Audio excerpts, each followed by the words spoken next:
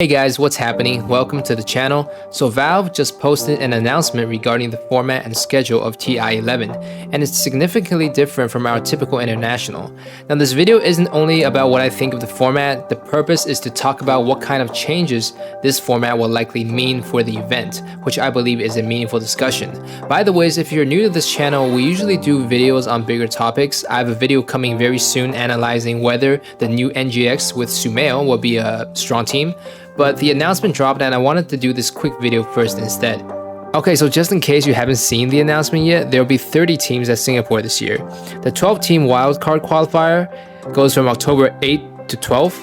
October 15 to 18 will be the group stages, and the playoffs are split into two sections, October 20 to 23 at Suntec Arena and October 29th through 30th in the indoor stadium. So first things you guys probably noticed is that the article didn't specifically point out how the games will be distributed, only stating that the finals will be during the last 2 days. Well, obviously the grand finals won't be lasting 2 days, right? So what exactly does this mean? My guess is that since the playoffs are still a total of 6 days, the game distribution will be exactly the same as before, which means, using last TI as a reference, these will be the games from October 20th to 23rd, and these will be the games from 29th to 30th. However, separating the two series from lower bracket round 4 by 5 days is honestly just quite strange, so I feel like there might be a possibility that the last 2 days will either have 4 or 6 series. I'll also explain whether this long break will have a positive effect on this TI later in the video. So 30 teams at TI, meaning there will be at least 150 currently active pro players, plus some other C players that didn't qualify to TI, plus some players that will go to Singapore on their own, right? And finally, all the pro players from China that didn't make it will probably also queue C servers. So even though the players will be there at slightly different times, it is a guarantee that the pub games surrounding the second week of October will be the most stacked there has ever been, like ever. Now pre-TI9 pubs was pretty stacked, but it can't compare to this one.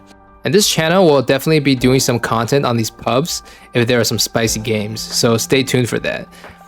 Alright, so most of you probably haven't thought about this, but the stretched out tournament will also likely result in more content pieces from both Valve and content creators, since players will also have more time for media days.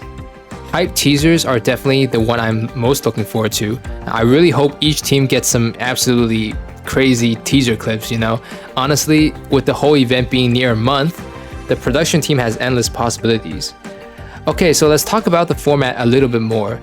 The last chance qualifiers will be 5 days in length. And yes, the official name Valve used in this article was the last chance qualifiers. It's literally capitalized. Kind of cringe, but I love it. The exact format wasn't specified, but if it's 5 days in length, then it's most likely separated into group stage and playoffs.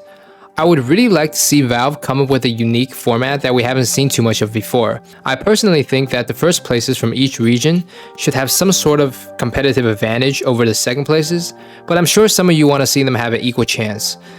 As much hype as this is, it does seem like all of the last chance qualifiers won't have any sort of audience. Honestly, if they put this in an arena, it's going to be packed, right? I mean, Nigma might be there. Alright, so moving on, instead of 18 teams, there will be 20 teams in the group stages, 10 teams in each group. And instead of a total of 144 matches, there will be 180 matches. Now last year, there were 10 games on each stream for the first 3 days, and 6 games for the last day of the group stage.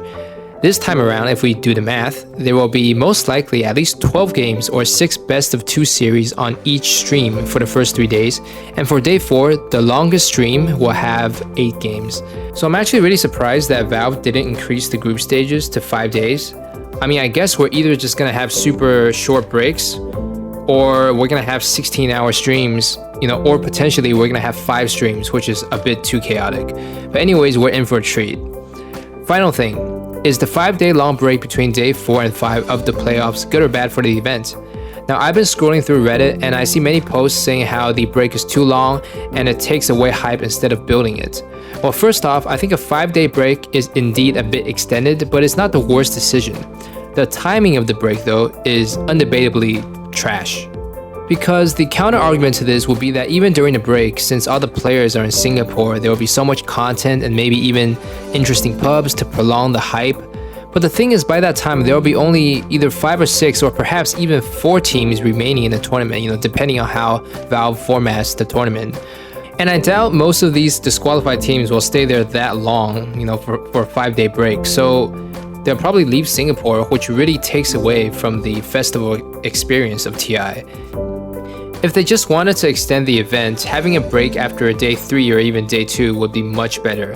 I would say post day 2 of the playoffs would be the best because, post day 1 would be very strange, and after day 2, many teams are still alive, which means there's a lot of discussions and predictions to be made.